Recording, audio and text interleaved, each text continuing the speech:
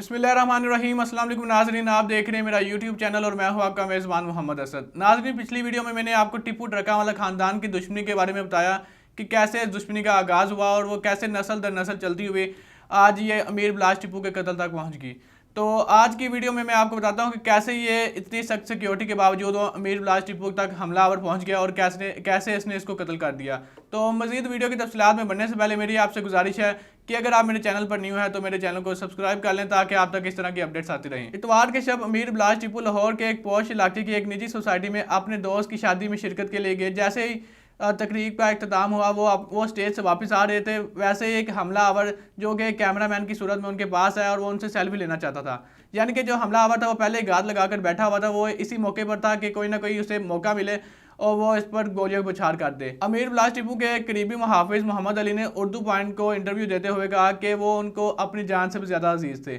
उस मुहाफिज का ये कहना था, उस गार्ड का ये कहना था कि मेरी ये ख्वाहिश थी कि काश मैं इनकी ज़िंदगी बचा लेता और उनकी जगह मैं अपनी जान गंवा बैठता। यानी कि उनके मुहाफिज उनके लिए इतने लॉयल थे, इतने वफादार थे और उनके लिए इतनी अच्छी जज्बात थे। वो चाहते थे कि मैं इनकी जगह आ जाता और मुझे गोली लग जाती और मेरे बॉस की जान बच जाती। तो नाज़रीन, जैसा कि आप जानते हैं कि अमीर बिलाश टिप्पू को 3 से 4 फायर लगे और वहाँ जो उनके मुहाफिज है वो 12 से 13 मुहाफिज थे। तो सवाल तो ये उठता है कि इतनी सिक्योरिटी के बावजूद वो कैसे ये हमला मुमकिन हो गया।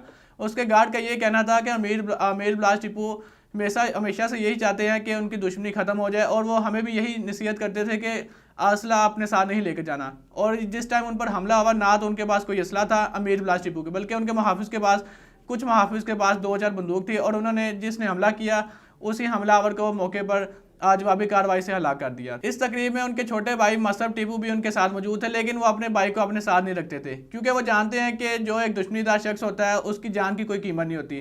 दुश्मन किसी भी वक्त घात में बैठा हुआ है और जैसे उसे मौका मिलता है तो वो गोलियां से बौछार करके वो अपने टारगेट को निशाना बना लेता है। वही एक शख्स अमीर बिलाश टिप्पू जो लोगों को, जो अपने मुलाजमों को ये नसीहत करता था कि हमें इस दुश्मनी से बाहर निकलना चाहिए, उसको अपनी जान की कीमत देनी पड़ी। इस हमले में अमीर बिलाश टिप्पू के अलावा 2 और लोगों को गोली लगी। एक वो शख्स जिसके भाई की शादी पर उन्होंने शिरकत की, उसके छोटे भाई को भी गोली लगी, जबकि अमीर बिलाश टिप्पू को 3 से 4 गोलियां लगी। 3 गोलियां उनके सीने पर लगी, 1 गोली उनके पेट पर लगी, जबकि गोलियां सीने से होती हुई उनके कंधा पार करके बाहर निकल गई।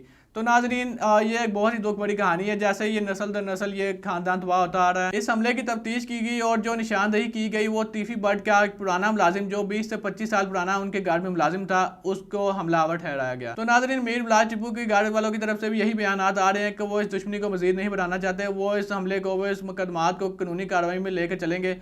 तो उम्मीद करता हूँ कि कानून इसको एक बेहतर अंदाज में लेकर चलेगा और हमारी पुलिस को चाहिए कि दोनों तरफ से कुछ ऐसे इकदाम करे ताकि इस दुश्मनी को खत्म किया जाए। तो अल्लाह रब्बुल इज़्ज़त से यही दुआ है कि अल्लाह ताला उनकी मगफिरत फरमाए और उनके घर वालों को सब्र व जमील अता फरमाए। तो नाज़रीन, ये थी मेरी आज की एक छोटी सी वीडियो। उम्मीद करता हूँ आपको ये पसंद आई होगी।